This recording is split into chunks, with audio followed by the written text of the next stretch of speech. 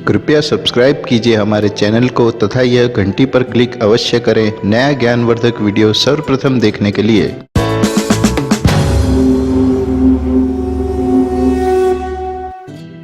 नमस्कार दोस्तों, मैं विनोद पांडे आपका हार्दिक स्वागत करता हूं आपके अपने YouTube चैनल पर।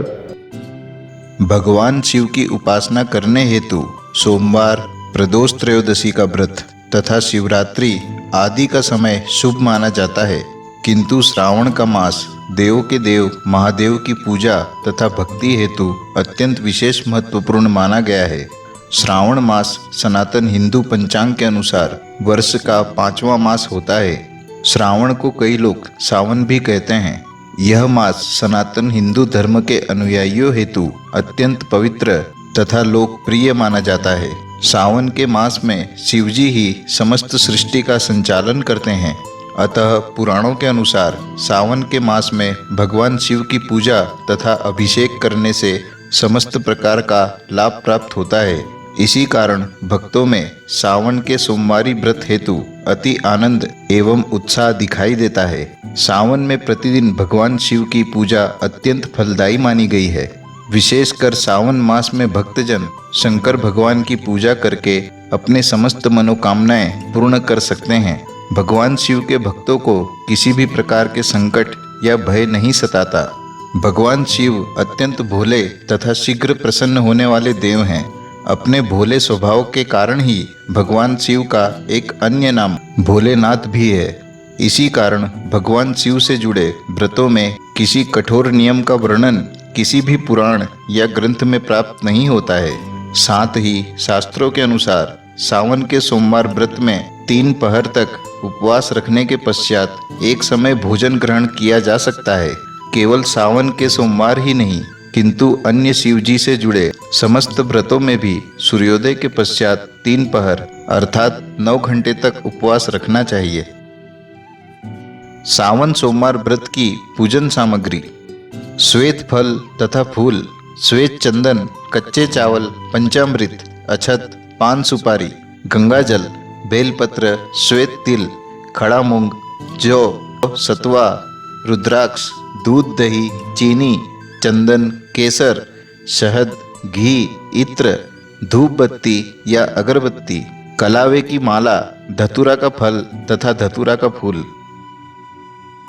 सावन के सोमवार की व्रत विधि: स्कंद पुराण के अनुसार भगवान शिव को प्रसन्न करने हेतु सावन सोमवार के दिन एक समय भोजन ग्रहण करने का प्रण लेना चाहिए। सावन व्रत करने वाले जातक को प्रातःकाल जल में कुछ काला तिल मिलाकर स्नान करना चाहिए। तत्पश्चात पूर्ण विधि के साथ भगवान भोलेनाथ की पूजा अर्चना करनी चाहिए। भगवान भोलेनाथ के साथ पार्वती जी की पुष्प, धूप, दीप तथा जल से पूजा करनी चाहिए। इसके पश्चात भगवान शिव को विविध प्रकार से नैवेद्य अर्पित करने चाहिए, जैसे कि दूध, जल, कंदमूल आदि। सावन के प्रत्येक सोमवार को भगवान शिव को जल अवश्य अर्पित करना चाहिए। शिवजी का ध्यान करके उन्हें तांबे के बर्तन से शिवलिंग को जल अर्पित करना चाहिए। जल अर्पित करने के पश्चात शिव को चंदन आदि का तिलक अवश्य करना चाहिए।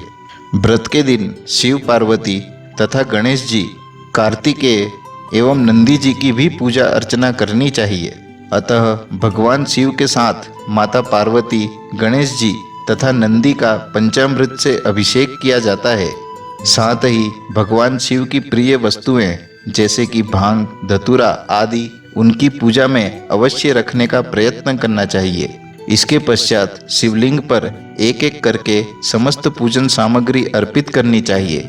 जिस जगह पर शिवलिंग स्थापित है उसके दक्षिण दिशा में बैठकर पूजा पाठ करने से प्रत्येक मनोकामना शीघ्र पूर्ण होती है।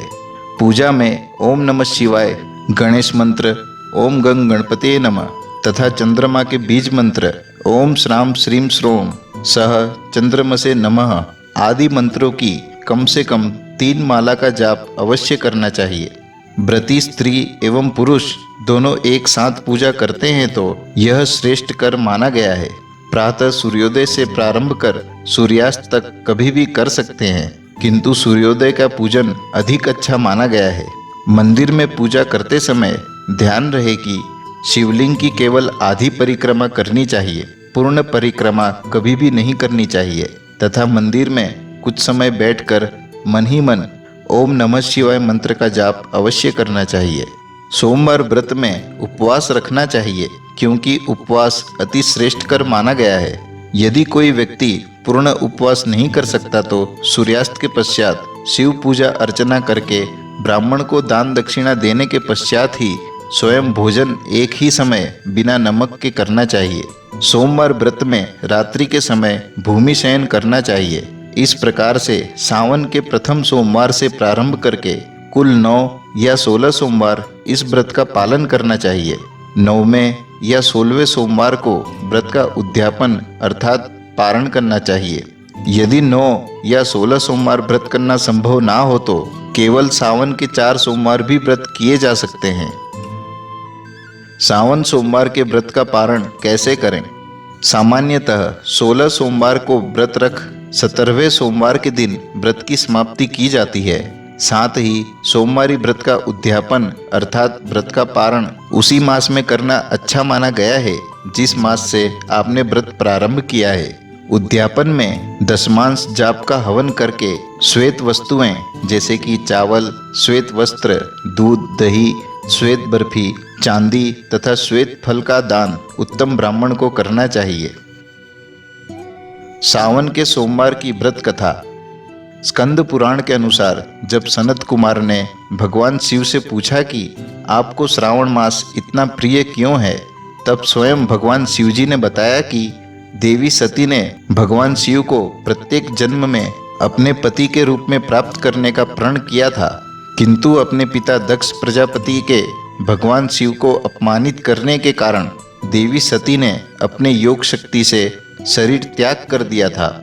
इसके पश्चात उन्होंने दूसरे जन्म में पार्वती नाम से राजा हिमालय तथा रानी नैना के घर में जन्म लिया था तथा माता पार्वती ने युवावस्था में श्रावण के ही मास में निराहार रहकर कठोर व्रत तथा भगवान शिव को प्रसन्न किया, जिससे भगवान शिव ने उनकी मनोकामना पूर्ण की।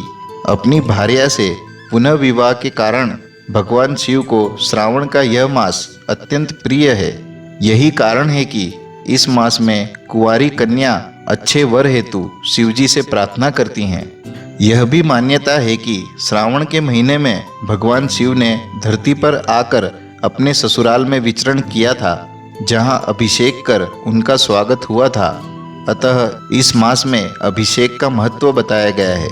धार्मिक मान्यता अनुसार श्रावण मास में ही समुद्र मंथन हुआ था, जिसमें निकले हलाहल विष को भगवान शिव ने ग्रहण किया था, जिस कारण उन्हें नीलकंठ का नाम प्राप्त हुआ तथा इस प्रकार उन्होंने विश्व को इस विष से बचाया था तथा समस्त देवताओं ने उन पर जल अर्पित किया था।